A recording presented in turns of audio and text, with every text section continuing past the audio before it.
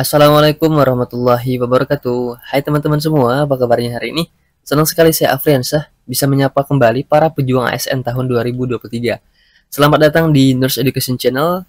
Buat kalian yang baru bergabung di channel ini, yuk bantu channel ini semakin berkembang dengan cara tekan tombol subscribe-nya sekarang juga, karena subscribe itu gratis ya. Dan jangan lupa untuk tekan tombol like, share, dan komen sebanyak-banyaknya. Oke teman-teman, seperti biasa kita hari ini akan latihan soal lagi untuk persiapan tes kompetensi teknis khususnya tenaga perawat rekrutmen P3K tahun 2023. Yuk langsung saja kita ke contoh soalnya. Baik teman-teman, kita ke soal yang pertama. Seorang perempuan yang berusia 25 tahun dirawat di unit luka bakar karena mengalami luka bakar akibat tersiram air panas. Hasil pengkajian menunjukkan adanya luka bakar pada ekstremitas kiri dan kanan. Dengan kondisi luka, terdapat jaringan granulasi mulai terbentuk, permukaan luka tampak kemerahan dan pinggir luka rapi. Tidak ada pus dan tidak terdapat jaringan nekrosis. Apakah fase penyembuhan luka tersebut? A. Fase inflamasi, B. Proliferasi, C. Maturasi, D. Epitelisasi, atau E. Fase remodeling. Baik teman-teman, di soal yang pertama ini adalah berkaitan dengan fase penyembuhan luka. Nah, seperti kita ketahui bahwa terdapat 3 tahapan atau 3 fase dalam proses penyembuhan luka. Nah, di soal dikatakan bahwa seorang pasien dirawat karena mengalami luka bakar yang terkena siraman air panas. Nah, luka tersebut ya berada pada ekstremitas kiri dan kanan. Dengan kondisi luka yaitu sebagai berikut, terdapat jaringan granulasi yang sudah mulai terbentuk, dan permukaan luka tampak kemerahan, dan pinggir lukanya sudah tampak rapi, dan tidak ada ditemukan pus, dan tidak terdapat jaringan nekrosis. Kira-kira jenis luka yang telah disebutkan tadi masuk ke dalam fase apa? Yuk sekarang kita bahas untuk 3 fase penyembuhan luka. Yang pertama adalah fase inflamasi, yang dimana adalah fase proses terjadinya penyembuhan luka yang terjadi sejak terjadi injury hingga di hari yang kelima. Yang dimana pada fase inflamasi atau fase peradangan ini adalah fase yang ada terjadinya hemostatis, yang dimana adalah usaha tubuh untuk menghentikan perdarahan. Yang dimana pada fase hemostatis ini ada proses yang terjadinya vasokonstriksi dan juga agregasi platelet dan juga pembentukan jala-jala fibrin dan aktivitas rangkaian reaksi pembekuan darah. Itulah fase dari inflamasi. Nah, di fase inflamasi ini juga terjadi proses penghancuran bakteri dan benda asing yang dari luka oleh neutrofil dan juga makrofag. Sehingga salah satu kompensasi tubuh untuk melawan benda asing yang masuk ke dalam tubuh adalah dengan ciri-ciri inflamasi ya, ciri-ciri peradangan, yaitu seperti bengkak, kemerahan, terasa nyeri dan juga panas. Nah, itulah fase dari inflamasi. Nah, setelah fase inflamasi, maka fase penyembuhan luka yang kedua adalah fase proliferasi, yang dimana fase proliferasi dimulai dari akhir masa inflamasi hingga sekitar 3 minggu sejak terjadinya luka.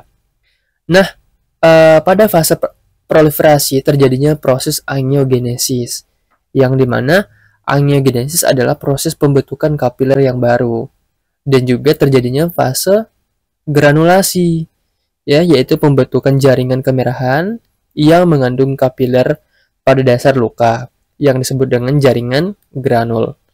Dan juga ada fase kontraksi pada fase proliferasi ini, yang dimana adalah proses tepi-tepi luka akan tertarik ke arah tengah luka yang disebabkan oleh kerja myofibrils, ya, sehingga mengurangi luas luka. Maka pada fase proliferasi ini terdapat tepi-tepi luka itu tampak rapi karena tertarik ke tengah-tengah luka. Nah, fase yang ketiga adalah fase maturasi atau remodeling, yang dimana fase ini terjadi sejak akhir fase proliferasi hingga berbulan-bulan, yang dimana terjadi pembentukan kolagen lebih lanjut penutupan dan penyerapan kembali kapiler baru, jaringan yang baru menjadi pucat dan tipis. Nah, itulah fase-fase dari penyembuhan luka. Balik pada kasus bahwa dikatakan terdapat jaringan granulasi yang sudah mulai terbentuk dan permukaan luka tampak kemerahan dengan pinggir-pinggir luka yang sudah tampak rapi dan tidak ditemukannya pus serta tidak ada jaringan nekrosis. Oleh karena itu, fase luka pada soal ini adalah masuk ke fase proliferasi karena sudah ada jaringan granul ya. Maka jawaban yang tepat adalah yang B, yaitu proliferasi. Oke teman-teman, sekarang kita lanjut ke soal berikutnya. Oke teman-teman, kita ke soal nomor 2.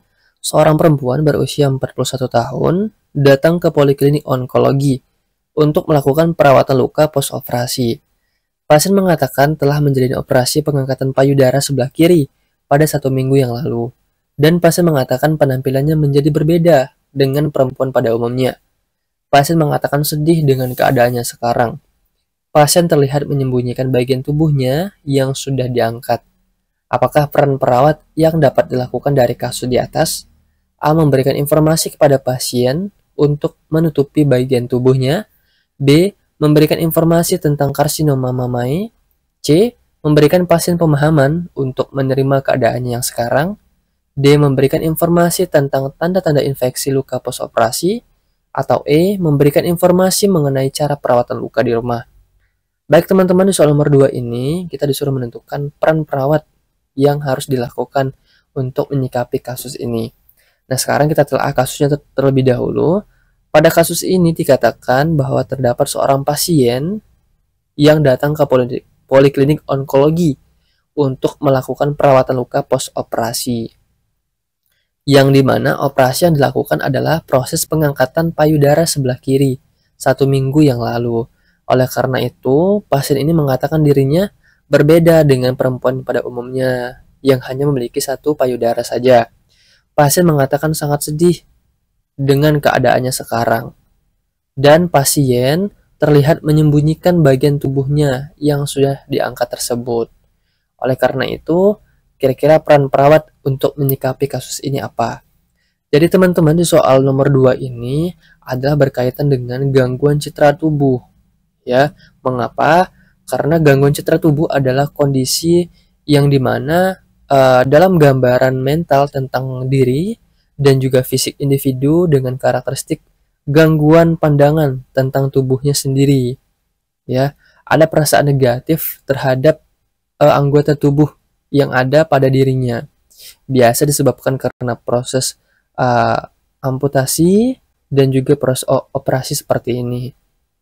Oleh karena itu, hal atau peran perawat yang dapat dilakukan untuk menyikapi kasus ini adalah memberikan pemahaman, ya, memberikan pemahaman tentang kondisinya saat ini, yang dimana memberikan pemahaman itu sangat penting. Mengapa? Dikarenakan untuk meningkatkan rasa kepercayaan diri yang diharapkan mampu meningkatkan harga diri seseorang, ya, terhadap citra tubuhnya yang telah hilang itu. Maka peran perawat dalam kondisi ini adalah yang C, ya, yaitu memberikan pasien pemahaman untuk menerima keadaannya yang sekarang agar meningkatkan motivasi dari pasien ini sehingga ada rasa kepercayaan diri dengan keadaannya sekarang. Ya, option A, memberikan informasi kepada pasien untuk menutupi bagian tubuhnya. Nah, ini sama saja kita mendukung apa yang ia rasakan. Option B, memberikan informasi tentang karsinoma mamai. Nah, ini tidak ada hubungannya dengan konteks yang ada pada soal, ya, karena di soal ini berhubungan dengan perasaan negatif terhadap dirinya atau berhubungan dengan gangguan citra tubuh. Option D, memberikan informasi tentang tanda-tanda infeksi luka post-operasi. Nah, ini juga bisa dilakukan, namun tidak menjadi prioritas dari masalah yang telah dihadapi ini. Option E, memberikan informasi mengenai cara perawatan luka di rumah. Nah, ini sama halnya dengan option D yang tadi, ya. Maka yang tepat adalah yang C, yaitu peran perawat di sini adalah memberikan pasien pemahaman untuk menerima keadaan yang sekarang. Oke teman-teman, sekarang kita lanjut ke soal berikutnya. Oke teman-teman, sebelum kita lanjut ke soal berikutnya, sedikit ada informasi buat kalian yang sedang mencari platform belajar online untuk persiapan tes P3K. Nah, di sini aku perkenalkan, ini ada Sobat P3K, yang dimana ini merupakan salah satu tempat platform belajar yang saat ini kalian butuhkan untuk menghadapi tes P3K, khususnya untuk tenaga perawat.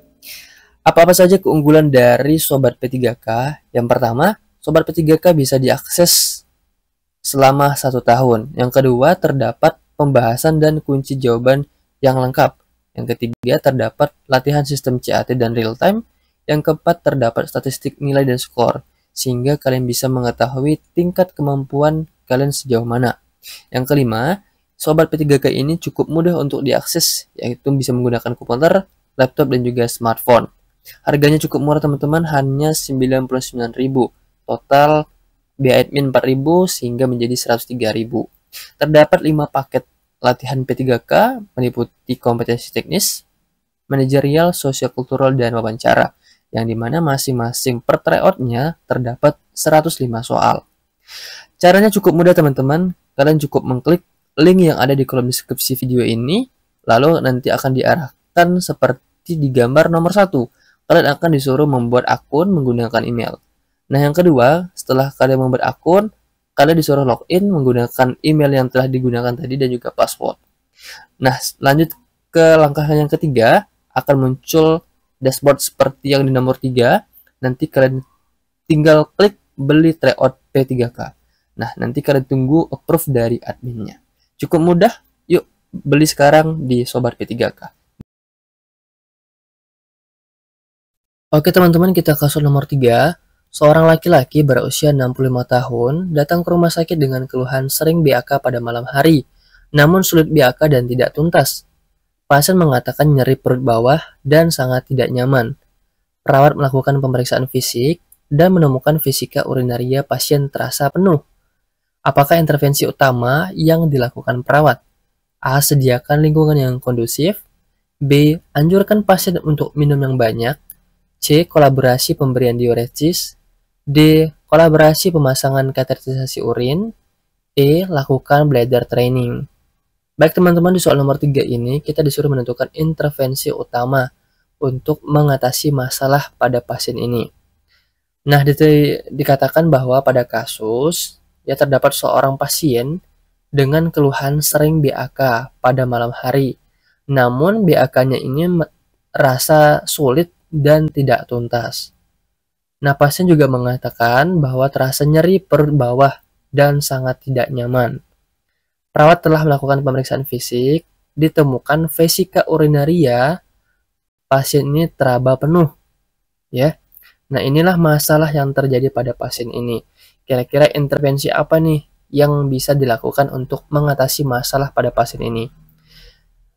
Oleh karena itu, intervensi utama yang dapat dilakukan oleh seorang perawat menyikapi kasus ini adalah dengan cara kolaborasi pemasangan kateterisasi urin, ya, untuk memudahkan proses keluarnya urin pada vesika urinaria yang didukung dengan data yang pertama, pasien mengatakan sulit BAK, ya, dan merasa tidak tuntas. Dan pasien juga merasa nyeri, didukung dengan pemeriksaan fisik pada vesika urinaria yang teraba penuh.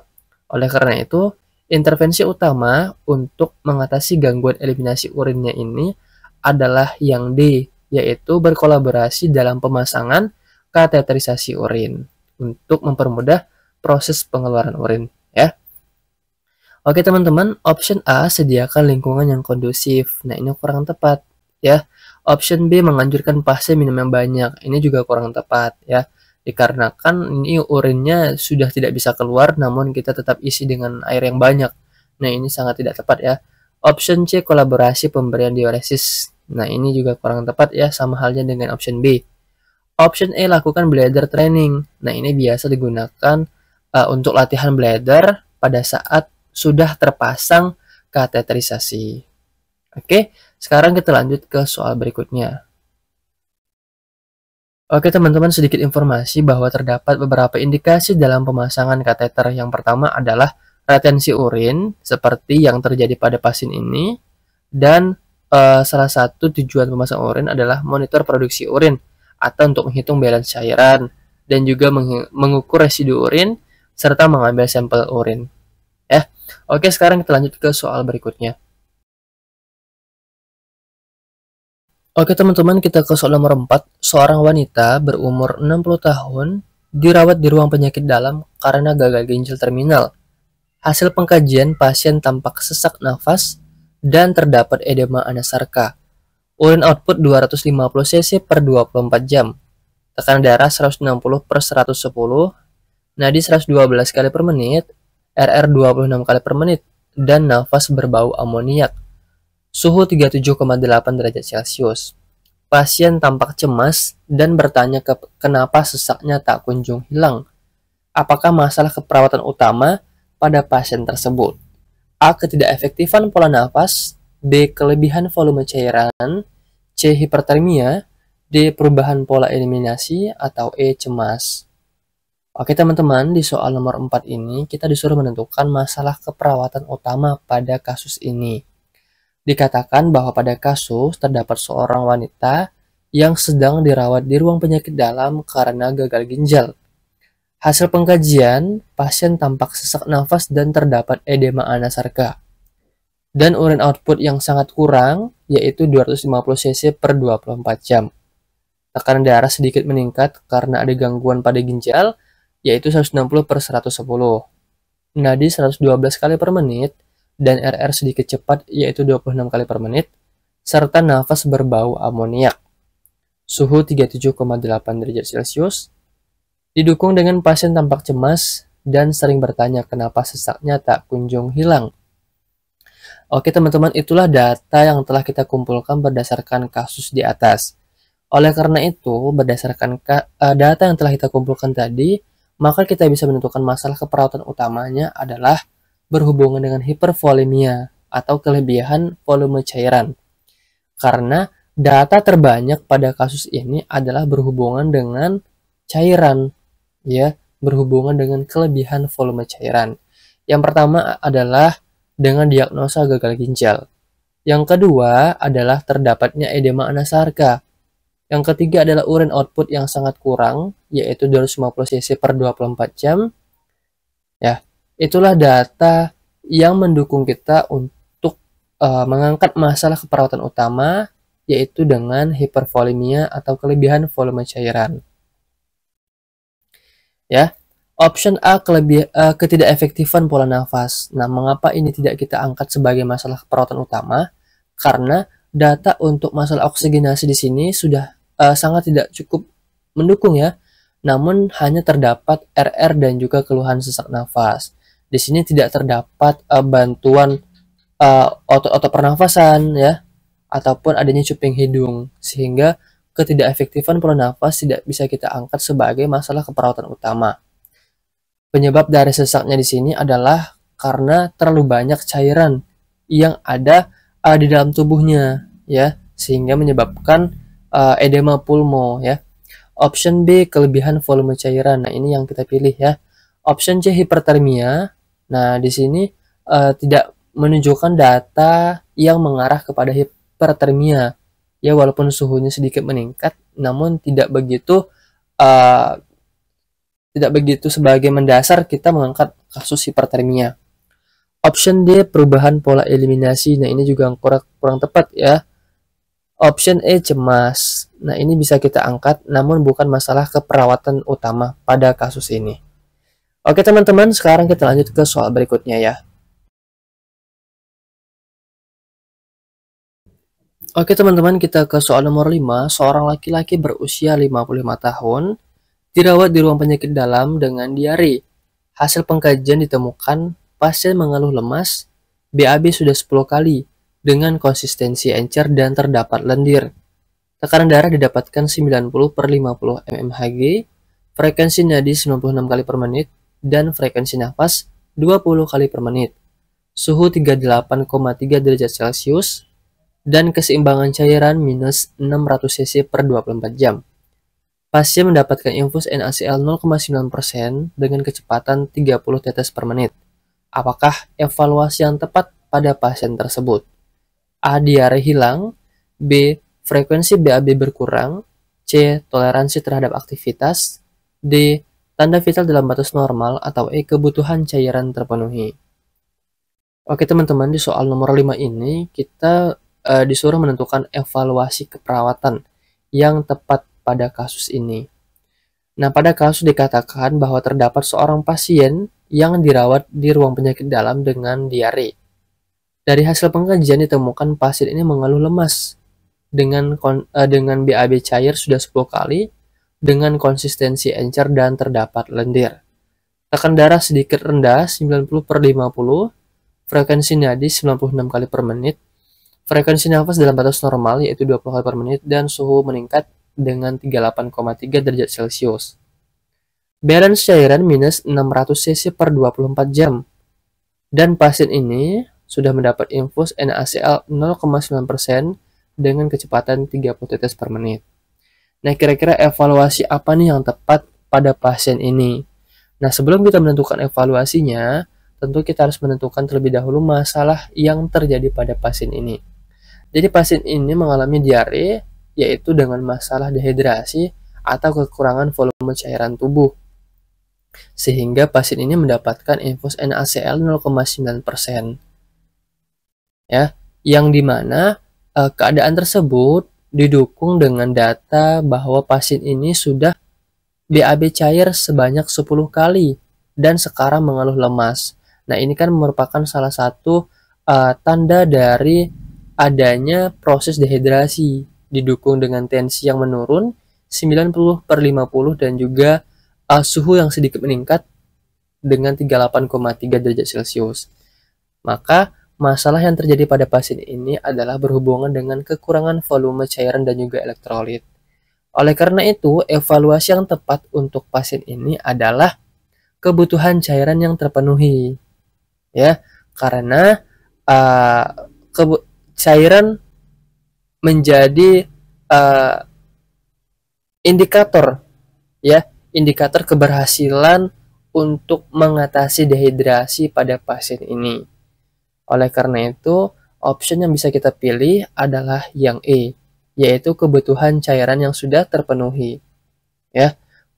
Oke teman-teman, sekarang kita lanjut ke soal berikutnya.